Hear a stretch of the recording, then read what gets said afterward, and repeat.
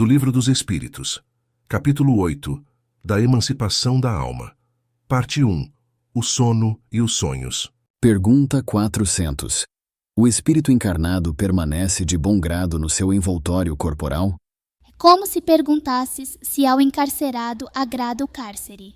O espírito encarnado aspira constantemente à sua libertação, e tanto mais deseja ver-se livre do seu invólucro, quanto mais grosseiro é este. Pergunta 401. Durante o sono, a alma repousa como o corpo? Não, o espírito jamais está inativo. Durante o sono, afrouxam-se os laços que o prendem ao corpo, e não precisando este então da sua presença, ele se lança pelo espaço e entra em relação mais direta com os outros espíritos. Pergunta 402. Como podemos julgar da liberdade do espírito durante o sono? Pelos sonhos. Quando o corpo repousa, acredita-o, tem o espírito mais faculdades do que no estado de vigília. Lembra-se do passado e algumas vezes prevê o futuro. Adquire maior potencialidade e pode pôr-se em comunicação com os demais espíritos, quer deste mundo, quer do outro. Dizes frequentemente: tive um sonho extravagante, um sonho horrível, mas absolutamente inverossímil. Enganas-te. É a miúde uma recordação dos lugares e das coisas que viste ou que verás em outra existência ou em outra ocasião. Estando entorpecido o corpo, o espírito trata de quebrar seus grilhões e de investigar no passado ou no futuro. Pobres homens, que mal conheceis os mais vulgares fenômenos da vida, julgais-vos muito sábios e as coisas mais comezinhas vos confundem. Nada sabeis responder a estas perguntas que todas as crianças formulam. Que fazemos quando dormimos? Que são os sonhos? O sono liberta a alma parcialmente do corpo. Quando dorme, o homem se acha por algum tempo no estado em que fica permanentemente depois que morre.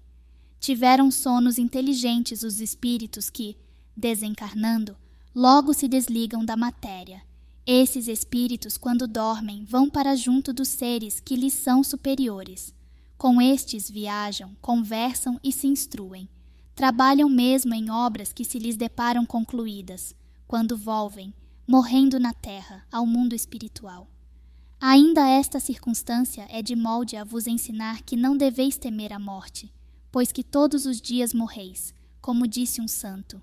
Isto pelo que concerne aos espíritos elevados, pelo que respeita ao grande número de homens que, morrendo, têm que passar longas horas na perturbação, na incerteza de que tantos já vos falaram. Esses vão, enquanto dormem, ou a mundos inferiores à terra, onde os chamam velhas afeições, ou em busca de gozos quiçá mais baixos do que os em que aqui tanto se deleitam. Vão beber doutrinas ainda mais vis, mais ignóbeis, mais funestas do que as que professam entre vós. E o que gera a simpatia na terra é o fato de sentir-se o homem, ao despertar, ligado pelo coração àqueles com quem acaba de passar 8 ou 9 horas de ventura ou de prazer. Também as antipatias invencíveis se explicam pelo fato de sentirmos em nosso íntimo que os entes com quem antipatizamos têm uma consciência diversa da nossa. Conhecemo-los sem nunca os termos visto com os olhos. É ainda o que explica a indiferença de muitos homens. Não cuidam de conquistar novos amigos, por saberem que muitos têm que os amam e lhes querem. Numa palavra, o sono influi mais do que supondes na vossa vida. Graças ao sono, os espíritos encarnados estão sempre em relação com o mundo dos espíritos.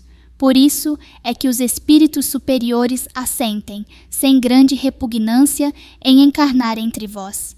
Quis Deus que, tendo de estar em contato com o vício, pudessem eles ir retemperar-se na fonte do bem, a fim de igualmente não falirem, quando se propõem a instruir os outros. O sono é a porta que Deus lhes abriu, para que possam ir ter com seus amigos do céu. É o recreio depois do trabalho, enquanto esperam a grande libertação, a libertação final, que os restituirá ao meio que lhes é próprio. O sonho é a lembrança do que o espírito viu durante o sono.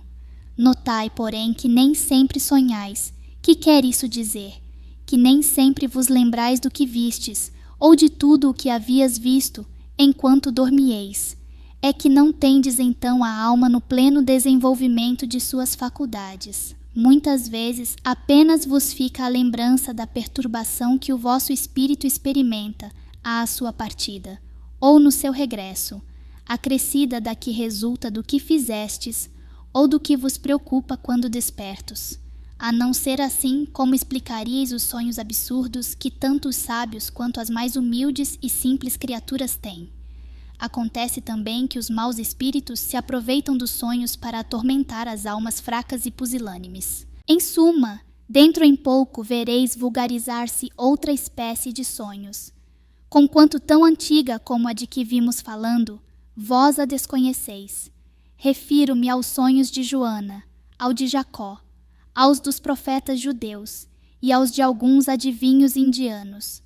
São recordações guardadas por almas que se desprendem quase inteiramente do corpo, recordações dessa segunda vida a que ainda há pouco aludíamos. Tratai de distinguir essas duas espécies de sonhos nos de que vos lembrais. Do contrário, cairíeis em contradições e em erros funestos à vossa fé. Os sonhos são efeito da emancipação da alma, que mais independente se torna pela suspensão da vida ativa e de relação. Daí uma espécie de clarividência indefinida, que se alonga até aos mais afastados lugares e até mesmo a outros mundos. Daí também a lembrança que traz à memória acontecimentos da precedente existência ou das existências anteriores. As singulares imagens do que se passa ou se passou em mundos desconhecidos, entremeados de coisas do mundo atual, é que formam esses conjuntos estranhos e confusos, que nenhum sentido ou ligação parecem ter. A incoerência dos sonhos ainda se explica pelas lacunas que apresenta a recordação incompleta que conservamos do que nos apareceu quando sonhávamos. É como se a uma narração se truncassem frases ou trechos ao acaso. Reunidos depois, os fragmentos restantes nenhuma significação racional teriam. Pergunta 403. Por que não nos lembramos sempre dos sonhos? Em o que chama sono, só há o repouso do corpo, visto que o espírito está constantemente em atividade. Recobra, durante o sono, um pouco da sua liberdade e se corresponde com os que lhe são caros, quer neste mundo, quer em outros. Mas, como é pesada e grosseira a matéria que o compõe, o corpo dificilmente conserva as impressões que o espírito recebeu, porque a este não chegaram por intermédio dos órgãos corporais. Pergunta 404. Que se deve pensar das significações atribuídas aos sonhos? Os sonhos não são verdadeiros como o entendem os ledores de Buena Dicha, pois fora absurdo crer-se que sonhar com tal coisa anuncia tal outra. São verdadeiros no sentido de que apresentam imagens que para o espírito têm realidade, porém que, frequentemente, nenhuma relação guardam com o que se passa na vida corporal. São também, como atrás dissemos, um pressentimento do futuro, permitido por Deus, ou a visão do que no momento ocorre em outro lugar, a que a alma se transporta. Não se contam por muitos os casos de pessoas que em sonho aparecem a seus parentes e amigos, a fim de avisá-los do que a elas está acontecendo. Que são essas aparições senão as almas ou espíritos de tais pessoas a se comunicarem com entes caros? Quando tendes certeza de que o que vistes realmente se deu, não fica provado que a imaginação nenhuma parte tomou na ocorrência, sobretudo se o que observastes não vos passava pela mente quando em vigília? Pergunta 405. Acontece com frequência verem-se em sonho coisas que parecem um pressentimento, que, afinal, não se confirma. A que se deve atribuir isto? Pode suceder que tais pressentimentos venham a confirmar-se apenas para o espírito. Quer dizer que este viu aquilo que desejava, foi ao seu encontro. É preciso não esquecer que, durante o sono, a alma está mais ou menos sob a influência da matéria e que, por conseguinte, nunca se liberta completamente de suas ideias terrenas, donde resulta que as preocupações do estado de vigília podem dar ao que se vê a aparência do que se deseja, ou do que se teme. A isto é que, em verdade, cabe chamar-se efeito da imaginação. Sempre que uma ideia nos preocupa fortemente, tudo o que vemos se nos mostra ligado a essa ideia. Pergunta 406. Quando em sonho vemos pessoas vivas, muito nossas conhecidas, a praticarem atos de que absolutamente não cogitam, não é isso puro efeito de imaginação? De que absolutamente não cogitam, dizes. Que sabes a tal respeito? Os espíritos dessas pessoas vêm visitar o teu, como o teu os vai visitar, sem que saibas sempre o em que eles pensam. Ademais, não é raro atribuirdes, de acordo com o que desejais, a pessoas que conheceis, o que se deu ou se está dando em outras existências. Pergunta 407. É necessário o sono completo para a emancipação do espírito? Não.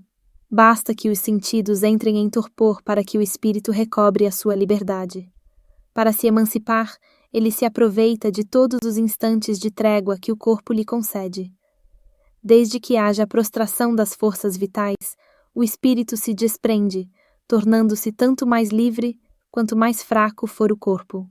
É assim que a sonolência ou o simples torpor dos sentidos apresenta frequentemente as mesmas imagens do sonho. Pergunta 408.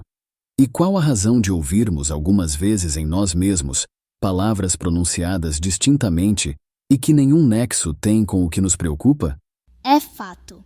Ouvis até mesmo frases inteiras, principalmente quando os sentidos começam a entorpecer-se. É quase sempre fraco eco do que diz um espírito que convosco se quer comunicar. Pergunta 409. Doutras vezes, num estado que ainda não é bem o do adormecimento, estando com os olhos fechados, vemos imagens distintas, figuras cujas mínimas particularidades percebemos. Que há aí? Efeito de visão ou de imaginação? Estando entorpecido o corpo, o espírito trata de desprender-se, transporta-se e vê. Se já fosse completo o sono, haveria sonho. Pergunta 410. Dá-se também que durante o sono, ou quando nos achamos apenas ligeiramente adormecidos, acodem-nos ideias que nos parecem excelentes e que se nos apagam da memória, apesar dos esforços que façamos para retê-las. Donde vêm essas ideias? Provém da liberdade do espírito que se emancipa e que, emancipado, goza de suas faculdades com maior amplitude. Também são, frequentemente, conselhos que outros espíritos dão. De que servem essas ideias e esses conselhos, desde que, por esquecê-los, não os podemos aproveitar? Essas ideias, em regra, mais dizem respeito ao mundo dos espíritos do que ao mundo corpóreo. Pouco importa que comumente o espírito as esqueça, quando unido ao corpo. Na ocasião oportuna, voltar-lhe-ão como inspiração de momento. Pergunta 411.